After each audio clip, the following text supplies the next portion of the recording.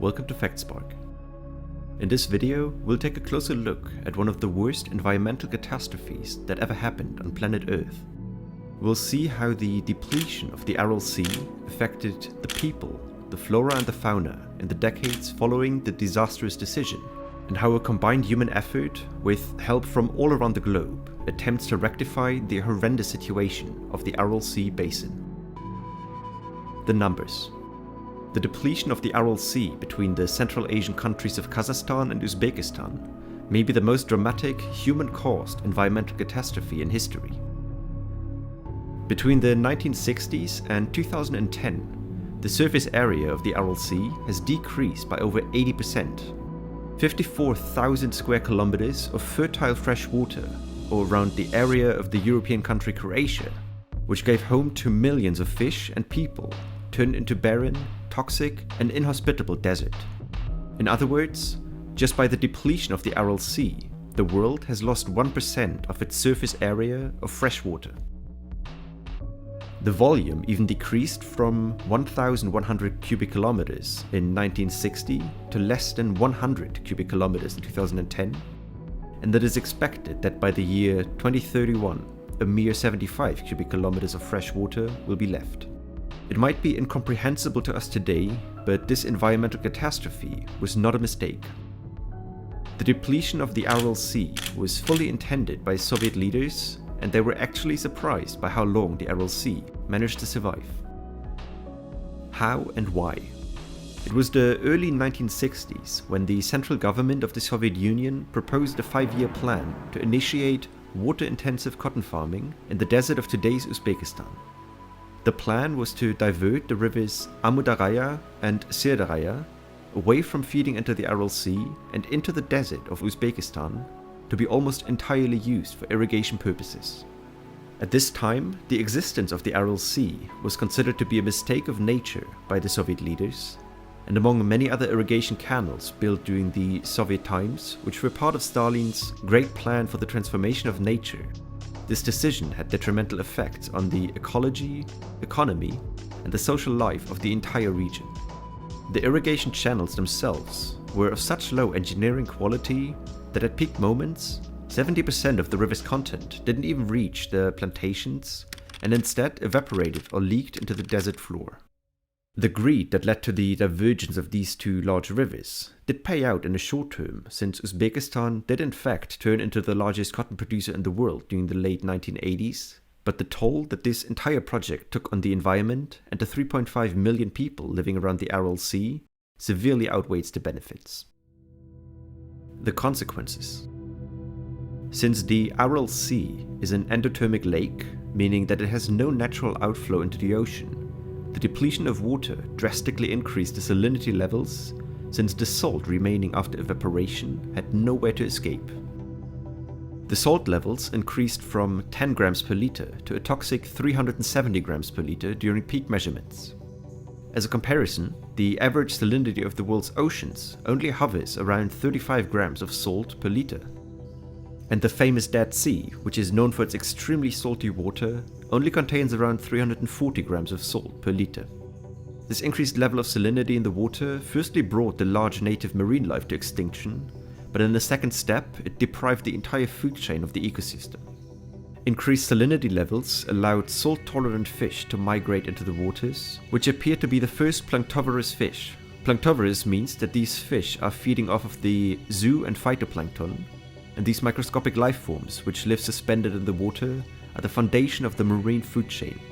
The introduction of additional predators gave the final death blow to life in the Aral Sea. Unfortunately, the 3.5 million humans living around the Aral Sea are not spared from the detrimental effects of the retreating shoreline. Toxic runoff from industrial plants which feed into the Aral Sea tributary rivers, pesticides from the nearby cotton farms, and a former weapons testing facility on an island of the Aral Sea additionally polluted the waters, and the concentration of these pollutants only increased with a decrease in the water volume. These pollutants are then not just fed back into the human food chain by the polluted water, but also by the barren desert ground which was left behind the retreating shoreline, which gets picked up by the winds and blown right into the communities near the former shore. Respiratory disease, Kidney issues, cancer and eye damages are some of the most common side effects of constantly having toxic dust blown in your face, and it will be an active strength by the local, national and international community to turn the odds of the region to favor of the environment and people of the Aral Sea, or Aral Desert, depends on when you look at it. The rebuilding process. While the disaster seems to have taken such extreme extents that it may seem impossible to act against it, not all hope is lost just yet. In 1997, the 5 states which have territory in the Aral Sea Basin, namely Uzbekistan, Tajikistan, Turkmenistan, Kyrgyzstan and Kazakhstan, asked UNESCO for advice on how to deal with the crisis, and several initiatives have been taken since then. The goal of UNESCO's newly formed SABAS, the Scientific Advisory Board of the Aral Sea Basin, was to strengthen the local community of scientists working on the problem, and to foster cooperation between the 5 affected states. Financially supported by 1% of the annual budget of the member states, the World Bank, the German Federal Ministry of Research and Technology, and the European Investment Bank, several possibilities have been explored to stop and reverse the environmental catastrophe. Instead of focusing on simply filling up the Aral Sea, however, the performance indicators of the measures focused on increasing the health of the local communities. The goals here included the decrease of child mortality and water usage, as well as the increase of the life expectancy and the water quality in urban and rural areas alike. The Aral Sea Basin Programs. When looking at the overall and hands-on effort to save the Aral Sea, a distinction between the North and the South Aral Sea has to be made. In 1988, a land bridge formed to separate a minor part in the north of the Aral Sea in Kazakh territory, and this is where most of the efforts apply at the moment.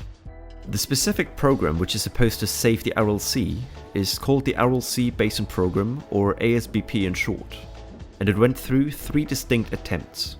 The first program was subdivided into 3 phases, where the first phase ran between 1992 and 1997. It is widely regarded as a failure due to the negligence of the real issue at hand.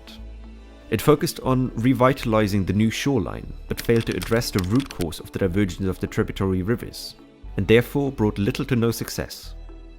Phase 2 was equally unsuccessful, as it largely relied on creating public awareness in the region, which didn't actually provide any alternatives to the local communities.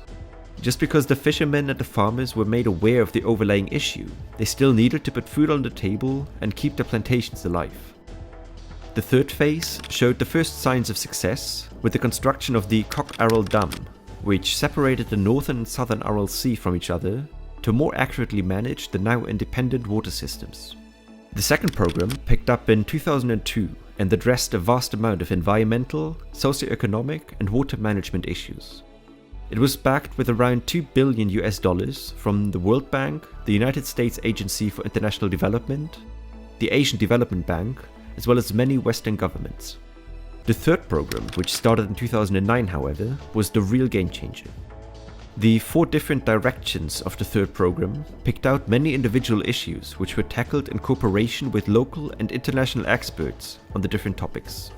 Firstly, the data collection system for several subsystems such as the water and the pollution cycle have been greatly improved to give scientists and engineers a proper baseline to fully understand the intricate system of the basin.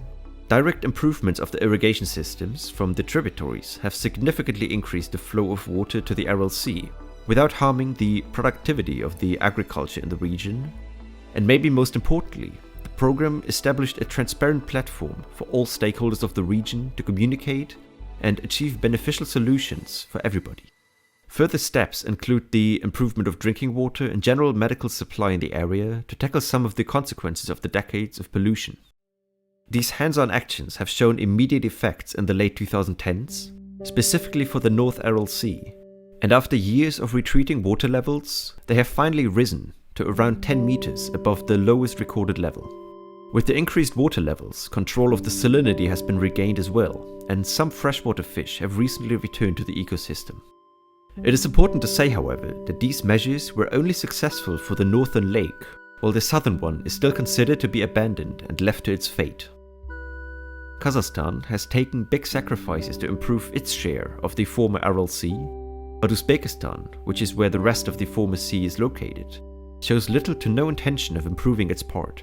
Uzbekistan shows no sign of looking away from its cotton farming, and instead, extensive oil explorations have been undertaken by the Uzbek government in the newly deserted area. Any attempts of Kazakhstan and the international community to restore the majority of the Aral Sea have been met with deaf ears. Final thoughts. This environmental catastrophe is a perfect example of the fragility of ecosystems on our planet. While we often assume that nature as we know it is a robust system which humans can exploit for their economic gains, this is a perfect example of how one bad decision can lead to millions of destroyed lives and a completely collapsed ecosystem with uncountable casualties. On the other hand, it is a good example of how international cooperation and sufficient allocation of funds can actually have a big impact on the environment we live in. Let's hope that we as humanity have learned from our mistakes and that history won't repeat itself. If you enjoyed this video, I'd be happy to have you as a subscriber. Thanks for watching, cheers!